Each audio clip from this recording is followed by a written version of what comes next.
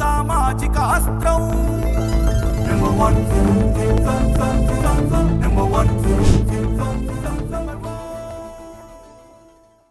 ఒక విషయం చెప్పండి, ముఖ్యంగా వైసీపీలో ఒక రకమైనటువంటి ప్రచారం జరుగుతుంది. అంటే ఆ సొంత పార్టీలోనే కాకుండా రాష్ట్ర రాజకీయ వర్గాల్లో కూడా, అంటే ఎవరినో ఒకరిని మనం ఉద్దేశించి ఒక రకమైనటువంటి విధానంతో మాట్లాడితే మనం హైలైట్ అవుతాం, హైప్ అవుతాం, ఈ కేసులు అవుతే అవసరమైతే జైలుకి వెళ్ళొచ్చు.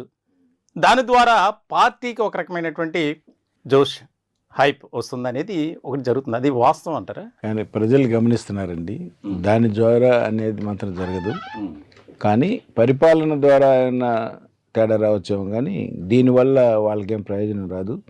కేవలం 2014 నుంచి మొదలైనా కానీ ఈ పోరాటాలు, ఈ ఒకరికొకరు ద్వేషాలు ఇవన్నీ 19 నుంచి ఎక్కువ అవడానికి కారణం కూడా మరి అనంతపురం, కడప, రాయలసీమ ఆ సైడ్ వాళ్ళు రాజకీయాల్లో రావడం వల్ల. వైఎస్ రాజశేఖర రెడ్డి గారు ఉన్నప్పుడు రాష్ట్రం కలిసి ఉంది కాబట్టి ఆ రోజు కనిపించలే మనకి. పరిటాల రవి గారిని చంపినా, ఇంకా 200 మందిని చంపినా కానీ పెద్ద కనిపించలే, అక్కడ జరిగిపోయింది కాబట్టి. కానీ ఇప్పుడు ఈ రాష్ట్రం విడిపోవడం వల్ల మనకి క్లియర్గా కనిపిస్తుంది. ఇక్కడ వాళ్ళు ఎంటర్ అయిన తర్వాత 2009 నుంచి ఇది కొంచెం ఎక్కువైంది. 2014 నుంచి 2019 కన్నా కూడా ఇప్పుడు బాగా ఎక్కువ అవుతుంది.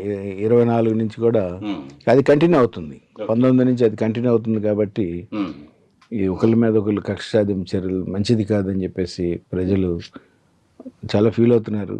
కానీ వాళ్ళు మాత్రం సిగ్గు సెరవ లేకుండా తిట్టుకోవటం, ఈ విధంగా జైలుకి వెళ్తే ఏదో పెరుగుద్ది అని అనుకుంటున్నారు, కానీ పెరగదు. నువ్వు ముందేం మాట్లాడావు, తర్వాత జైలుకి ఎందుకు వెళ్ళావు అనేది కూడా ప్రజలు ఆలోచిస్తున్నారు. అందులో చంద్రబాబు నాయుడు గారు కూడా నిన్న జోగి రమేష్ గారి ఇంటి మీద, బడ్డాల మీద కేసులు కూడా బుక్ చేశారు ఆయన. మరి ఆయన ఇంటి మీదకే జోగి రమేష్ గారు వెళ్ళిన సందర్భాలు కూడా మనం చూసాం. కానీ జడ్ కేటగిరీలో ఉన్నారు కాబట్టి ఆ రోజు చంద్రబాబు నాయుడు గారు ఇల్లు తగలబెట్టడానికి కుదరలేదు.